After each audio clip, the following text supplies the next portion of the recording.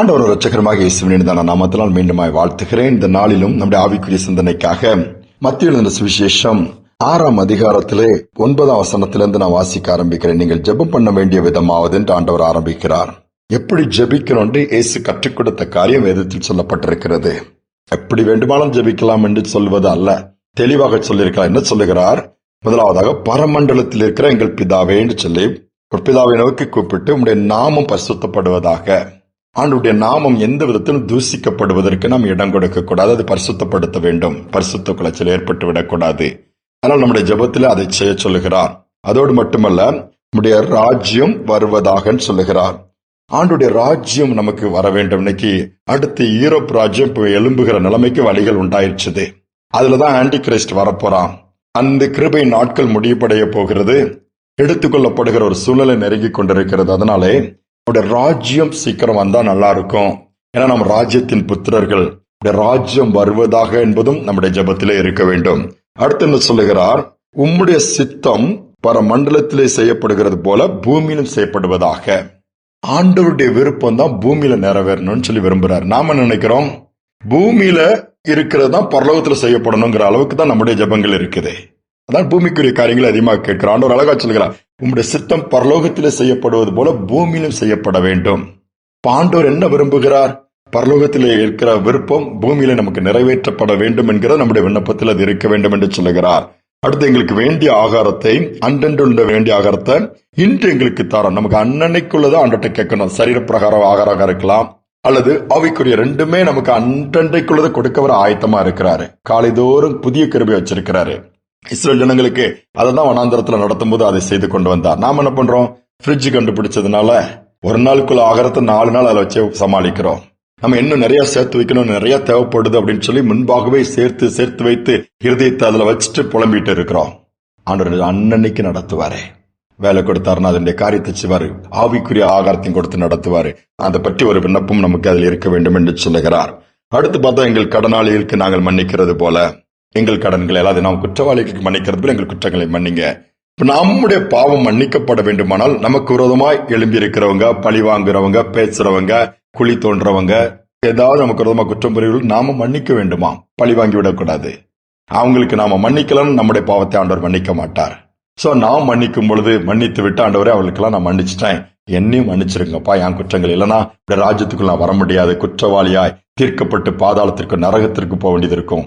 நம்முடைய ஜெபத்தில் அழகா சொல்லி கொடுத்திருக்கிறார் பாருங்க. அடுத்து என்ன சொல்லப்பட்டிருக்கிறது? எங்களை சோதனைக்கு உட்பட பண்ணாமல். டெய்லி டெஸ்ட் இருக்கு. சோதனைக்காரன பிசாசு எதுல பாவத்துல விழ வைப்பான், விரோதமான காரியங்களை சிந்திக்க வைப்பான், செயல்பட வைப்பான். பாவத்துக்கு உட்படுத்தப்படாமல், சோதனைக்கு உட்படுத்தப்படாமல், சோதனைக்கு உட்படாமல் அதை நாங்க ஜெயிக்கணும். தீமைகள் இருக்குது, விபத்துகள் இருக்கு, ஆபத்துகள் இருக்குது, நோய்கள் வந்து தாக்குது, எவ்வளவோ காரியங்கள் இருக்குது. அதற்கு எங்களை என்ன பண்ணணும்? விலைக்கு பாதுகாத்துக் கொள்ள சொல்றாரு, ரட்சித்துக் கொள்ள. அதுக்கெல்லாம் விலைக்கு.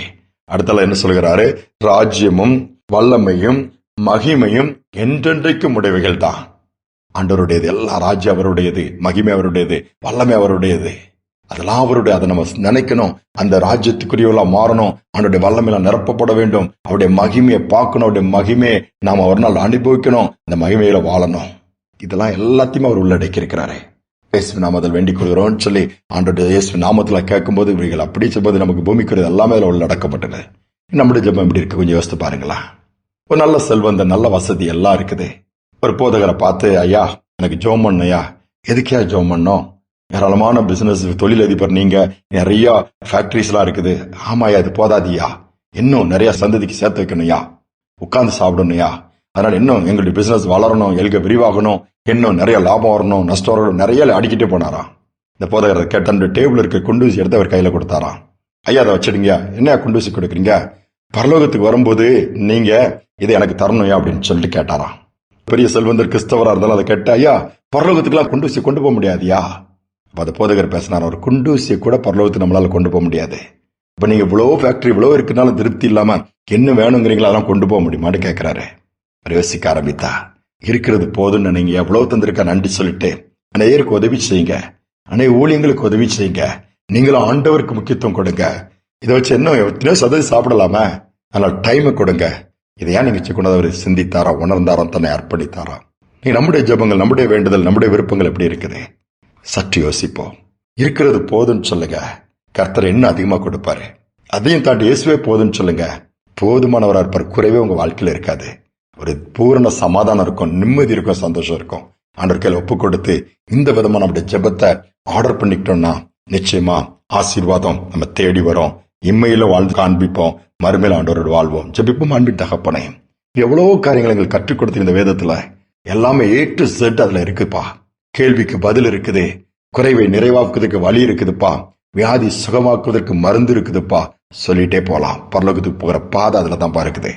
வார்த்தையை நாங்கள் சார்ந்து வார்த்தையை வாசித்து அதனுடைய வாழ்க்கையை மாற்றி மக்காக வாழ உதவி செய்யுங்க. அதை கேட்டுக்கொண்டிருக்க ஒவ்வொரு பிள்ளைகளுக்கும் ஒரு திருப்தி வரட்டும், உம்முடைய ராஜ்யத்தை குறித்த ஒரு எண்ணம் வரட்டும், விருப்பம் வரட்டும், வாஞ்சி வரட்டும். அதையே தேட ராஜ்ய வருகைக்காக ஆயத்தமாக உடைய ராஜ்யத்துக்குரியவர்களை மாற உதவி செய்யும்.